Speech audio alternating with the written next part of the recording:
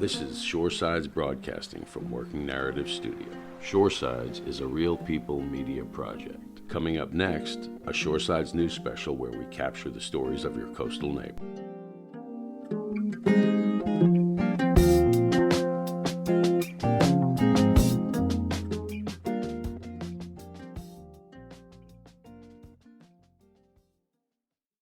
There's somebody over here that has something that someone needs, and there's someone over here that needs it. I just like to be able to cross their paths. The food insecurity has been so great. So many parents that are stressing about how can I feed my child today? With the school system serving food, well, now they've had to scale back because it has gone on longer than I think most people hoped it would.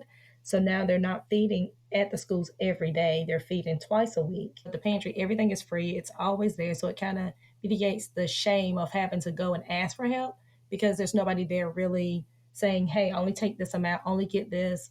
And with people being cut from their jobs and things like that, the biggest change has just been making it more aware that we are here and being able to be that liaison. Because even though I may not have the necessary supplies, I can give them resources of someone who may have those supplies or have what they need. I've been working with the school systems too to try to help with meals that they may have left at the end of the day, being able to help distribute them because people are coming to me, maybe even knocking on my door saying, hey, do you know where I can get a meal from? Not growing up here, moving here, I think I have gotten a good chance to see like Tarboro is community based. I love the community aspect of Tarboro. It's one of those places kind of where everybody kind of knows everyone. But here it's really a good thing. Of course, we're known for our football team, but it's a lot of history here also. Being here, I just feel the history of this town. I can see the markings left behind. The food insecurity has been there. The school that I work for, it's a high percentage of low-income families, but that is Tarboro in itself. Our entire county is a low-income county, and it's the education rates are low, the health disparities are there.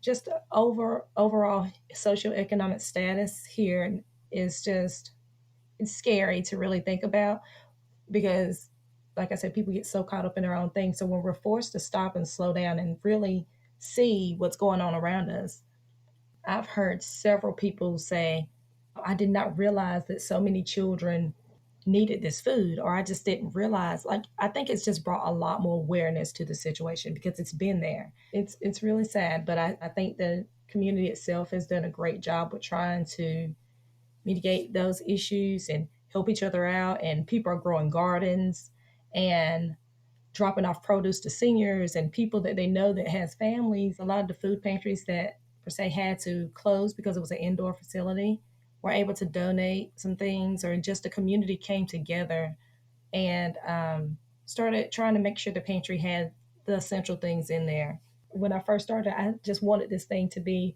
from my pantry to yours. So it's just like if I was walking into my cupboard or to my pantry, that's what I want people to feel like when they walk into Kelly's Community Pantry. Just feel like they're walking to their own house, walking into their cupboard and just opening the doors and seeing what's in there. It's like, oh yeah, well, I might want some of this today. As a community, as just a person, as a mother, we're connected. You don't have to have that shame. And that's one of the things I really like about the pantry and being kind of disconnected in that aspect is people don't have to feel that shame. I'm one that just really wants everyone on even playing field. So whatever that means, if there's just something that could just even out the playing field, just making sure that people can take care of their families. And I really feel like those things are being done, even with the stimulus package that came out, with the trying to make sure people get unemployment. Now, I do feel bad for our people that are not qualified for unemployment. We all have to survive this thing together. So what could we do to make that happen? Just making sure we all have the basic needs and no one's trying to hoard any specific thing. I think we could get through this.